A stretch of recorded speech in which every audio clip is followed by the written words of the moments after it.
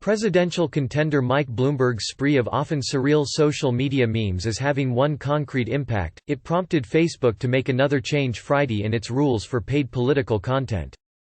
From now on, Facebook and its Instagram subsidiary will allow branded content from political candidates, a practice in which a campaign pays so-called influencers to place supportive posts on their accounts. Previously, a Facebook spokesperson said, the platforms had banned such content from politicians by default. Under the new rules, the content will have to be clearly marked as sponsored. The spokesperson said in a statement that the rule change had been under consideration for some time, with meme posts gaining traction as a campaign tool, and with both political campaigns and government agencies inquiring about the company's policies on their use. Bloomberg drew new attention to the issue this week after paying influential Instagram personalities to post a series of posts meant to look as if the Democratic contender were sending oddball direct messages to the influencer, such as "I put Lamborghini doors on the Escalade." The New York Times reported Thursday that the Bloomberg campaign is working with a company called Meme 2020 to produce sponsored posts to run on third-party accounts.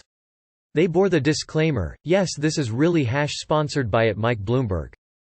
After hearing from multiple campaigns, we agree that there's a place for branded content in political discussion on our platforms, the Facebook spokesperson said. We're allowing US-based political candidates to work with creators to run this content, provided the political candidates are authorized and the creators disclose any paid partnerships through our branded content tools. However, Facebook won't treat the sponsored content, which are a financial transaction between two outside parties, in exactly the same way it treats political ads, from which Facebook gets a cut. Sponsored political posts won't be included in the library of political ads that the company launched after the 2016 U.S. presidential election, unless the posts are converted into paid advertisements using the site's so-called boosting tools. And unlike candidates' ads, sponsored political posts could be subject to fact-checking if the message of the sponsored posts is in the voice of the third-party poster, and not the candidate. Previously, Facebook had prohibited sponsored posts by campaigns as part of a broader ban on political entities' use of a suite of tools that involve financial transactions, like subscription services and so-called ad breaks.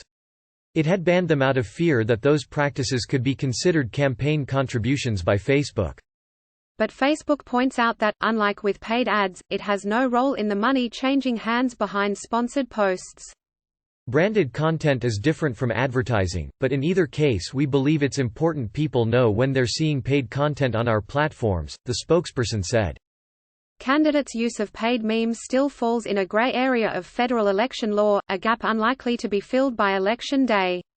A spokesperson for the Federal Election Commission told Politico that commission regulations do not explicitly address social media influencers.